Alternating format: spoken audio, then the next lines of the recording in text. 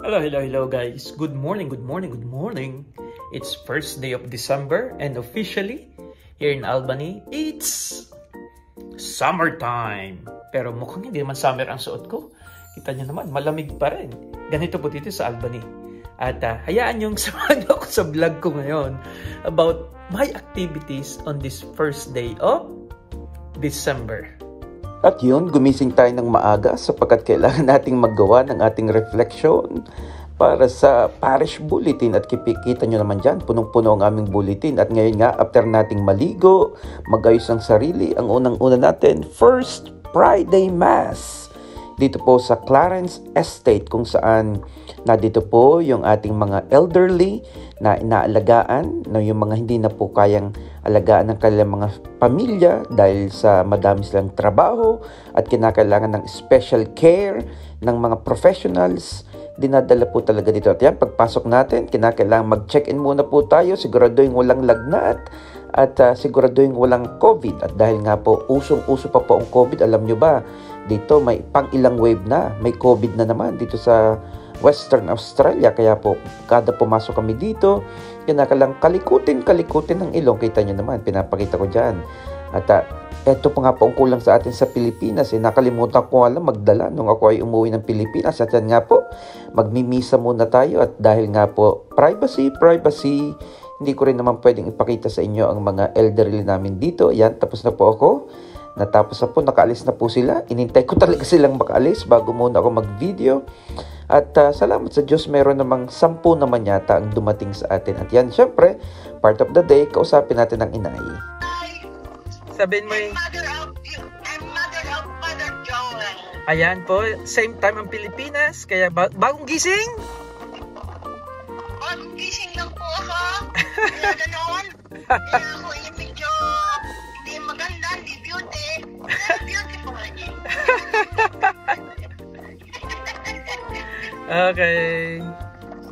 Yun nga po kagandahan ng modern technology, kahit po nasa malayo para ding nasa amin. Araw-araw ay nakakausap ko po ang aking ina. Ito nga po ang pinapakita ko dito. Alam niyo po yan, maganda dito sa Australia. Talaga pong mahuhuli ka. May multa kapag hindi tama ang iyong pagtatapon ng basura. At tuwing Friday nga po, meron kaming 2 hours adoration from 10 a.m. up to 12 bago magmisa. Ayan, pinapakita ko lamang po na mayroon naman pong 3 attendees. Guys, pinapakilala ko sa inyo, the only Filipino deacon in our parish. Kasi sa atin sa Pilipinas, hindi nyo alam na may deacon. Akala nyo ang deacon ay yung magpaparilan. So, si Tito Ling, hello. Yan po ay deacon Filipino, dito na nakatira. At siya po may asawa at may anak ha. Pwede po yun, pero permanent deacon ang tawag doon. Okay guys. So guys, ito po ang misis ng aming Pilipina deacon. Hi muna kayo. Ayan. Kasi guys, kapag hindi pumayag ang asawa na maging deacon ng kanyang asawa, hindi rin po pwede. Kailangan may permission, diga po. Kasi susuportahan mo yun eh. Kasi it's a long formation. Puti sa atin sa Pilipinas na magsisimula na din yata. Okay guys. At yun na nga po, syempre, huwag nating kalimutan mag-alay ng bulaklak sa mahal na Birheng Maria. Ito po pala yung aming chapel na kung saan dito po ay tuwing umaga, bilang community, kahit dadalawa po kami ni Father Vince, dalawa lamang kami, pero we make it sure that we pray regularly. At saka yung mga personal prayer namin, napaka-cute po ng aming chapel. Kita nyo naman, Ito po ang aming religious chapel. At yan na nga po, inabot na ng tanghali. Magpapaka-chef muna ako. Magluluto muna po ako ng itlog ngayong araw na ito. At syempre, dahil yan lang naman po ang kaya kong iluto, dito po talaga sa Australia, wala po kaming tagaluto. We eat our own. We cook our own food. Swerte po pag kami mga nag-i-invite. Kaya masayang-masaya ako kapag nag-i-invite. Ayan na nga po, itlog. Lagyan natin ng paminta. At saka lagyan natin ng parang tuwang-tuwa ako sa aking ginagawa. Alam nyo, feeling master chef ngayong araw na ito. Ayan, lagyan natin ng kaunting yung naparami yata. Naparaming asin. At yan, dahil nga po ito yung scrambled egg, ay nilagyan ko ng may nakita pa akong parang natutuyo-tuyo ng aming sibuyas. Sayang naman. Siyempre, vegetable oil ang ginagamit natin. Isutay natin. Wala po kaming bawang. Hindi na din ako naghanap ng bawang. Walang bawang. Wala. Sibuyas na lang. Halu-haluin ng kaunti. At yun na nga po, ilagay ang aking binating itlog. Nung una, ang gagawin ko sana diyan ay yung parang omelette. Ay nung parang yata kahirap, ay nainip-inip na din ako. Di aba yan, hinalo-halo na, naging scrambled egg.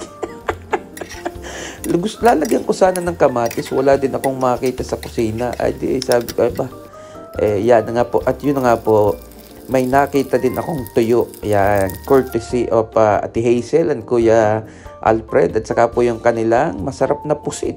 Alam nyo ang pusit? Niluto ko lang sa microwave ng 2 minutes. Tapos, hintayin mo lamang ng kaunti. At yun, para tumigas. Ayan, meron din pala po kaming kaunting spring roll. Galing kay nanay. May microwave ko na anong tawag doon?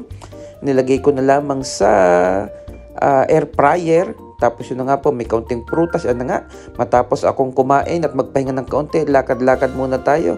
Kita nyo gaho, ako'y balot na balot diyan. Pero summer.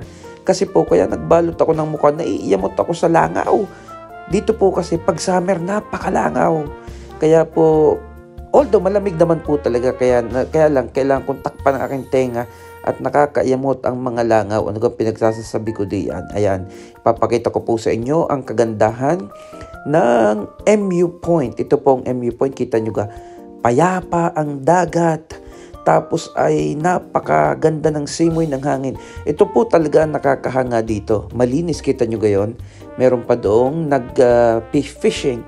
At ito po maganda sa mga park dito. Kita nyo, may gym sa park. Ayan, at alam nyo gayan, mga kuneho. Parang wild kuneho. Alam nyo ga po, ang cute tingnan. Pero dito, napanood ko sa balita, yan pala'y kinukonsider nilang peste. Kasi naninira ng mga garden. Yan, ito na po, muling ipakita ko sa inyo ang ganda at payapa. Sabi ko, summer na, masarap maligo. Pero alam nyo ga po, 3 dahilan kung bakit ako hindi naliligo sa dagat na ito. Una, ay tugnaw kaayo, sobrang lamig. Nagyayelo, freezing kahit summer. Pangalawa, takot ako sa mga shark kasi minsan-minsan may mga shark na lalabas. At panghuli, hindi kasi ako marunong maglangoy. At yan na nga po, nagpapaalam na ako diyan at salamat po sa inyong pagsubaybay at pagsama lagi sa aking vlog at sana po ay mag-click, subscribe at saka pwede nyo na din pong mag-comment naman kayo at lagi nyo po akong isama sa panalangin upang ang ating mission dito sa Australia ay isang maging matagumpay. God bless you all!